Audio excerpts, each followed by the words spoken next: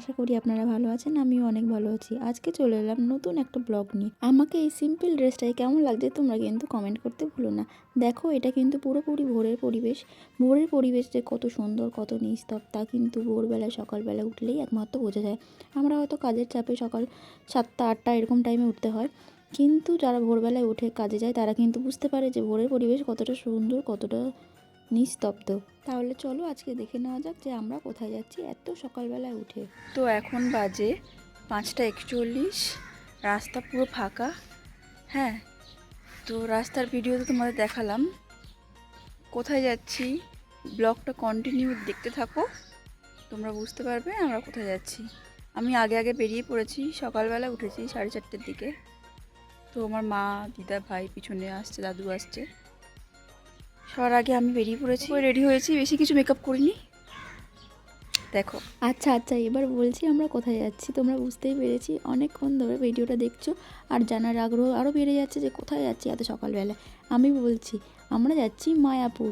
আমরা প্রথমে শিয়ালদা থেকে ট্রেন ধরলাম, শিয়ালদা থেকে ট্রেন ধরে আমরা গেলাম কৃষ্ণনগর জংশন। কৃষ্ণনগর থেকে ওখানটাকে টোটো করে তোমরা দেখবে 60 টাকা করে নেয় মায়াপুর। আর ঘাটে যাবে যখন নবদ্বীপ ঘাট, তখন সেটা নেয় 30 টাকা। তো আমরা ডাইরেক্ট টোটো করে আমরা মায়াপুরে গিয়েছিলাম, মায়াপুরে একদম মন্দিরের সামনে। তো মন্দিরে গিয়ে আমরা যেহেতু রুম বুক করিনি, আর সিজন চলছে, এটা দোলের সিজন, তো এখন রুম পাওয়া কিন্তু খুবই ডিফিকাল্ট ব্যাপার হয়ে গিয়েছিলো। তোমরা কিন্তু যারা যাবে তারা আগে থেকে কিন্তু রুম বুক করে যাবে অনলাইনে, বা তোমরা অফলাইনে গিয়েও করতে পারো, কিন্তু অফলাইনে যাওয়াটা একটু রিস্কের হয়ে যাবে। আমাদের অনেক খোঁজাখুঁজি করার পর একটা কিন্তু রুম পেয়েছি আমরা। ওখানে ইসকনের মধ্যে গদা ভবন, গীতা ভবন, মানে যা যা আছে, যা যা হোটেল ছিল সব কিন্তু আমরা খুঁজে খুঁজে খুঁজে খুঁজে পাইনি। মানে এত মানুষ গিয়েছে দোলের এবছর, এত পরিমাণে চাপ ছিল যে কোনো রুমই পাইনি আমরা। কিন্তু সব কুটির, নিত্যানন্দ ভবন বা অন্যান্য অনেক জায়গায়, অনেক ভবন তোমরা যারা গিয়েছো তারা জানো।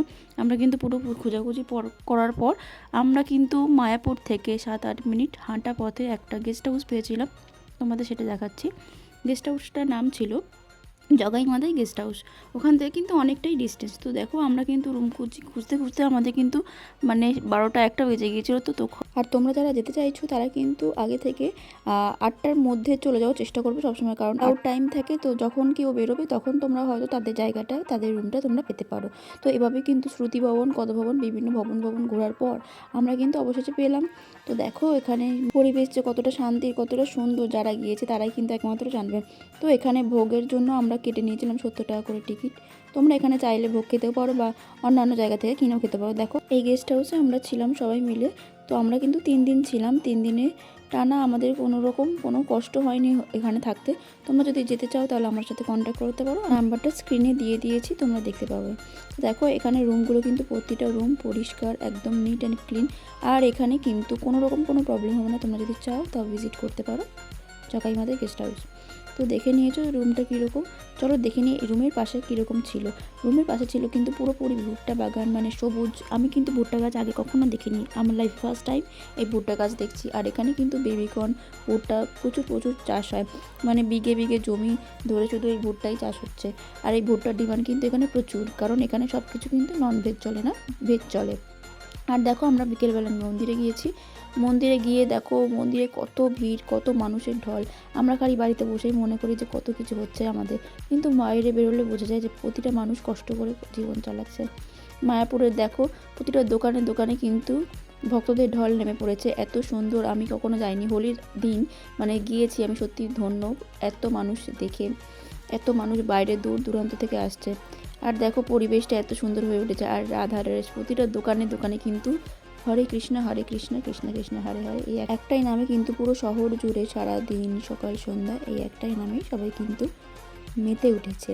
তোমরা দেখতেই পাচ্ছ পরিবেশটা কত সুন্দর, লাইটিং দিয়ে সাজানো হয়েছে মায়াপুরের ভিতরে ইসকনের মধ্যে। ইসকনের বড় মন্দির আমি ঢুকিনি, এবারে যখন যাব নেক্সট টাইম তোমাদের সাথে নিয়ে যাব, তোমাদেরকেও দেখাবো। তো দেখতে পাচ্ছ ফুল দিয়ে কত সুন্দর সাজিয়েছে। এখানে অনেক রকমের প্রোগ্রাম হচ্ছে, কালচারাল প্রোগ্রাম, আরও অনেক রকমের গীতা পাঠ হচ্ছে, গীতা বিক্রি হচ্ছে, মানে প্রচুর স্টল বসেছে ভিতরে।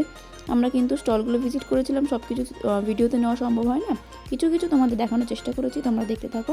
আর আমরা এখানে বসে ভাবছি পরের দিন কি করব, পরের দিন কোথায় ঘুরতে যাবো। তো পরের দিনের ব্লগ আসতে চলেছে, তোমরা কন্টিনিউ দেখতে থাকো।